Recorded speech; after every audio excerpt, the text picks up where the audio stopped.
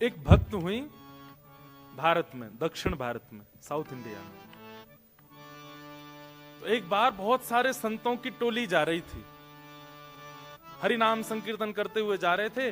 तभी एक नगर पड़ा और उस नगर में उन्होंने सोचा कोई ऐसा स्थान मिले जहां रात में हम लोग रुक करके अपना भोजन पानी बना लें, अपने ठाकुर जी की सेवा कर लें। तभी उनको एक बहुत सुंदर घर दिखाई दिया और उस घर के बाहर बगीचे में बहुत सुंदर सुंदर पुष्प आदि सब लगे थे। तो प्राचीन भारत में अगर संत महात्मा ऐसे चलते फिरते गांव में कहीं रुक जाएं किसी के घर के बाहर, तो कोई रोकता नहीं था, बल्कि घर वाले सेवा और करते थे कि संत आए हैं भैया। तो एक घर के बाहर सब संतों ने अपना धूना जमा लिया, वहीं बैठ करके टिक्कर बनाने लगे, अपने ठाकुर की सेवा करने लगे। तो घर जिसका था उस महिला ने ऊपर से झांक करके देखा,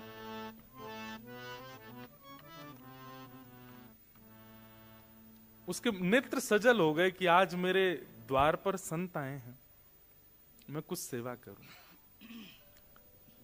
निकल करके बाहर आई, संतों को प्रणाम करने लगी। महाराज जी आपको कोई जरूरत हो, कोई पात्र चाहिए हो, कुछ भी सामग्री मुझे आज्ञा करें।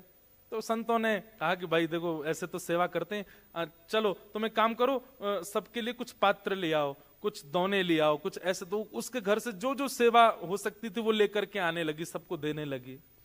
नमक कम पड़ गया तो नमक मंगा लिया। संत बना अपने आप ही रहे थे, बस वो सेवा कर रही थी। रात भर संतों का सत्संग चला, बैठ करके सुनती रही। सुबह सब संत बोले अब हम जाएंगे, अब हमारा समय आगे बढ़ना है। तो दौड़ करके गए और दौड़ करके जाके उसने सुंदर एक दक्षिणा देते हैं ना महापुरुषों को, सुंदर बहुत अद्भुत कुछ दक्षिणा और कुछ सामग्रियां लाई और ला करके संतों के सन्मुख पधरा दिया। अब तो नहीं होता ऐसा, पर प्राचीन काल में संतों का ऐसा नियम होता था कि वे दक्षिणा देने वाले से पूछते जरूर थे, ये दक्षिणा कमाने का जरिया क्या है तुम्हारा, ये जो धन हमको दे रहे हो ये आता कैसे है, तुम्हारा काम क्या है, व्यापार क्या है, करते क्या हो। अब तो दक्षिणा देखते ही धल लेते हैं। तो संत ने पूछा कि बिटिया इतनी सामग्री तुम सोना चांदी और जाने क्या क्या ये परात में लेकर के आई हो, ठीक है हम स्वीकार करेंगे, पर हमारा नियम है, गुरु आज्ञा है, इन सब को प्राप्त करने का स्रोत क्या है, कहां से आता है। उसके हाथ कांपने लगे, मुख मुरझा गया। बोली महाराज मैं झूठ नहीं बोलूंगी, पर मैं एक नगर वैश्या हूं, मैं नगर वधू हूं, लोगों का नृत्य करके रंजन करती हूं, गायन करके रंजन करती हूं, उसके बाद जो मुझे वो लोग देते हैं उससे मेरा घर चलता है। उसके नेत्र सजल हो गए। सामने बैठे हुए संत भी आश्चर्य में पड़ गए, अब क्या करें। मन में बहुत दुखी हो गई कि मैंने जीवन में कभी किसी महापुरुष संत की सेवा नहीं करी, पर आज मेरा दुर्भाग्य है कि मेरे द्वार पर आप आ गए, ये मेरा सौभाग्य, मेरे घर की सामग्री आपने प्रयोग में ली, ये मेरा सौभाग्य, पर मैं अपनी वस्तु आपको अपना कर्म बता करके नहीं दे सकती, ये मेरा दुर्भाग्य।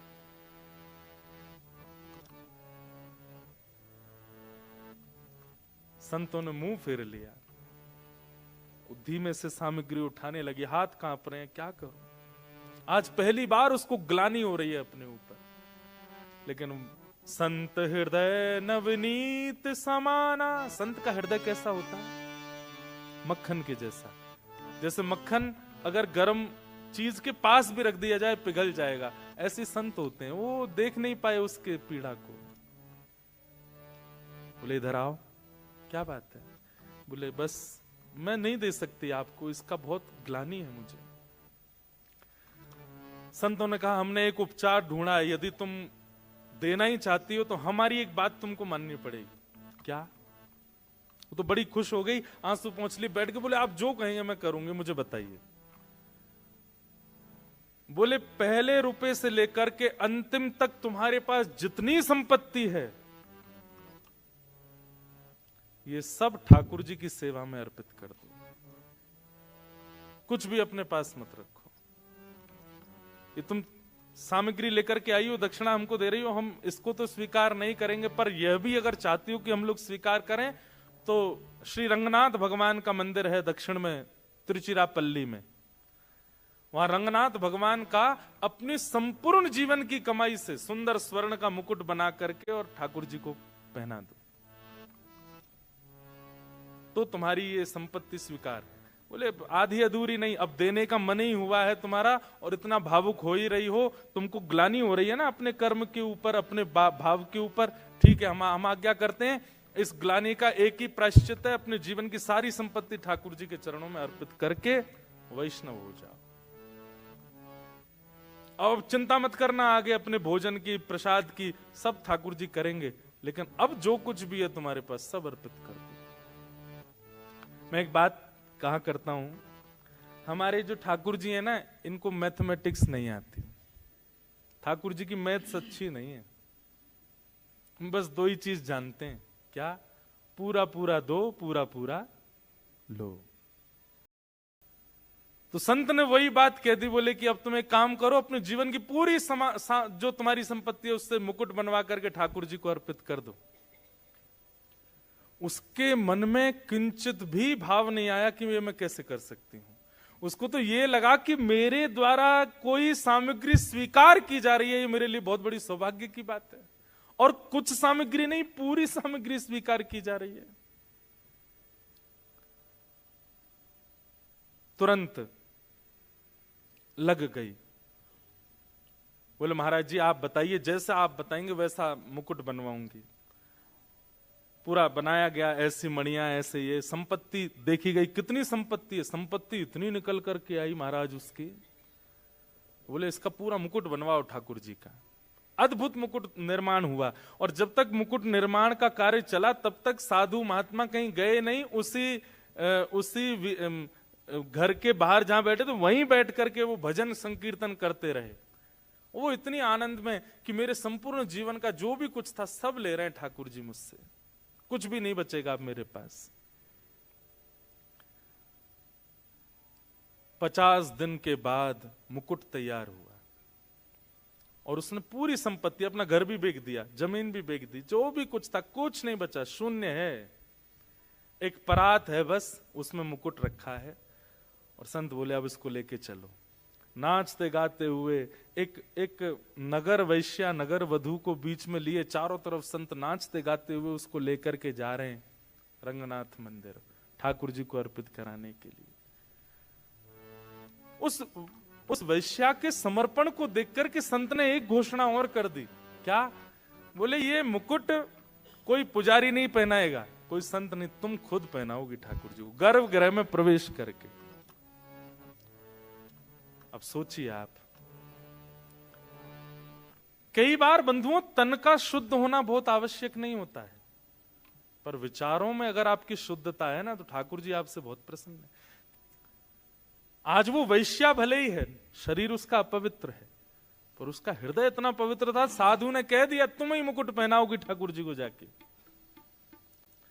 मंदिर के सब पुजारियों में बातें बनने लगी, बोले महात्मा का बुद्धि खराब हो गई है, बताओ एक नगर वैश्या को लेकर के आ रहे हैं और चलो ठीक है उसकी संपत्ति से तुमने मुकुट बनवाया, ठाकुर जी को दे रहे हो, लेकिन तुम इतना तो नहीं कहना चाहिए था कि वो जाकर के ठाकुर जी को पहना दे। और वो महात्मा इतने पहुंचे थे कि उनको कोई मना नहीं कर पा रहा था। लेकिन मैंने एक बात कही ना, ठाकुर जी परीक्षा बहुत लेते हैं। इसलिए एक बात याद रखना, ये 3 दिन के सत्र के बाद यदि प्रेम चित्त में प्रकट हो जाए तो एक चीज के लिए तैयार रहना, परीक्षाएं बहुत होंगी। अपनी संपूर्ण जीवन की कमाई लगा करके, मुकुट बनवा करके, अपना पूरा सर्वस्व ठाकुर जी को देने के लिए आज आ गई वो वैश्या। लेकिन मंदिर के लोग भी उससे बिल्कुल अप्रसन्न थे, सब कुछ उसके बिल्कुल विपरीत था, लेकिन फिर भी उसको मन में लग रहा था ठाकुर जी बुला रहे हैं मुझको। लेकिन जैसे ही वो द्वार पर पहुंची और भीतर प्रवेश करने लगी, उसी समय रजस्वला हो गई, मासिक धर्म हो गया। और उसी समय वो घबरा गई, तुरंत थाल नीचे रख दिया मुकुट का, पीछे खड़ी हो गई। महात्मा बोले क्या हुआ? अब बस रो रही है, कुछ कह नहीं पा रही। महात्मा बोले हुआ क्या, तुम पीछे क्यों हट गई हो? अब मैं अपवित्र स्थिति में हूं, मैं नहीं जा सकती भीतर।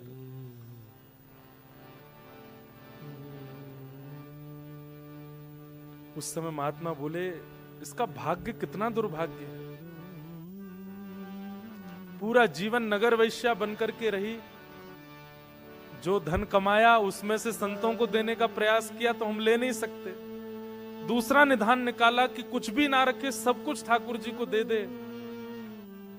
सब प्रकार का प्रयास कर लिया, इसको ले जाकर के भीतर मंदिर में मुकुट पहनाने तक का अधिकार मिल गया था। लेकिन ये कैसा दुर्भाग्य है। निश्चित ही अपने पूर्व काल में, पूर्व जन्म में पता नहीं क्या ऐसा अपराध बन गया इससे, ठाकुर जी इसको स्वीकार नहीं कर रहे हैं। मंदिर के कुछ विपक्षी लोग खुश हो गए, बोले हम तो पहले ही मना कर रहे थे, देखो ठाकुर जी ने ही ऐसी लीला कर दी, अब ये जा नहीं सकती भीतर। आप वेद शास्त्रों के विरुद्ध जाकर के काम कर रहे थे महात्मा, देखिए ठाकुर जी की लीला। बैठी बैठी रो रही है, लेकिन उसको आत्मग्लानि नहीं है। उसको था ठीक है, जितना मिला मुझे उसमें परिपूर्णता है, मैं भीतर नहीं जा सकती। मेरे द्वारा अर्पित किया गया मुकुट में ठाकुर जी के मुख पर नहीं देख पाऊंगी पहली बार। पहली एक होता है ना, कोई वस्तु कुछ देता है तो उसको रहता है कि पहला दर्शन मैं करूं। कोई बात नहीं।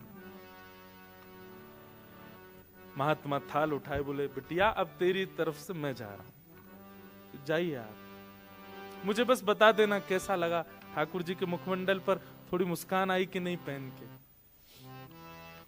भीतर गए, महात्मा के नेत्रों से अश्रुपात और वो अश्रु जल मुकुट पर गिर रहा था।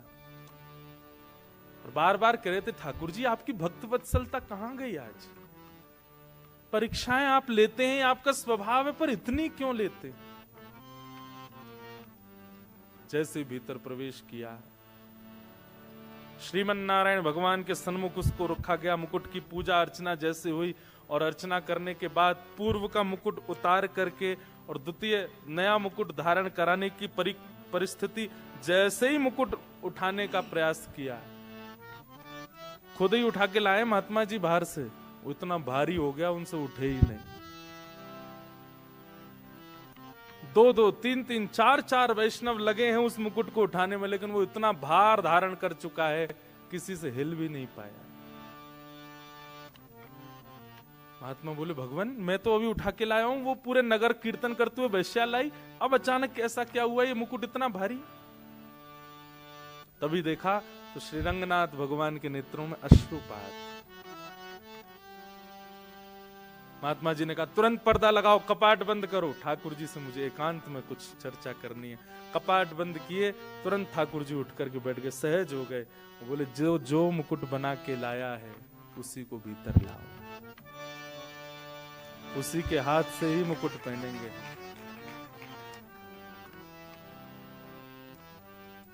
बंधुओं, एक वैश्या, उसके जीवन भर की कमाई, और वो भी रजस्वला अवस्था, और ठाकुर जी कह रहे हैं उसी को लेके आओ, उसी के हाथ से मुकुट पहनो।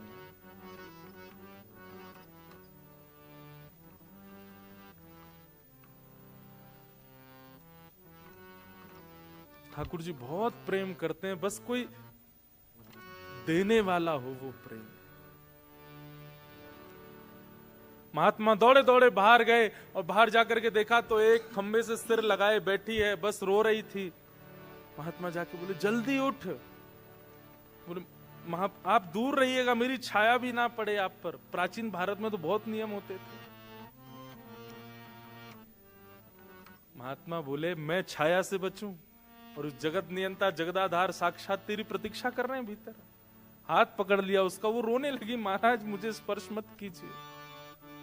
लेकर के भीतर गए और जाकर के कहा मुकुट पहनाओ ठाकुर जी को। जो मुकुट कितनों से नहीं उठा, लोग बाग वहां चिल्लाने लगे, कई लोग गालियां दे रहे थे, कई लोग उल्टा सीधा बोल रहे थे, आज अनर्थ हो रहा है, आज पृथ्वी फट जाएगी, आज बहुत बुरा हो रहा है, ये गलत है।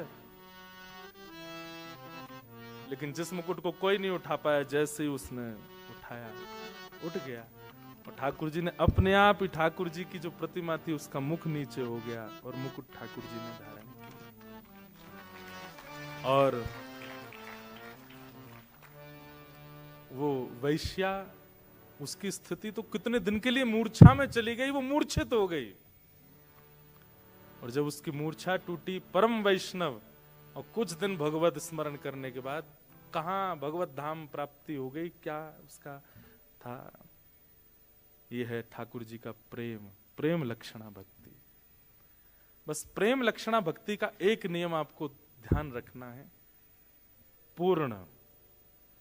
आधा, अधूरा, 1%, 10%, 50%, 60% नहीं चलता, 100 पूरा, तो ही वो प्रेम भक्ति मानी जाती है, नहीं तो नहीं।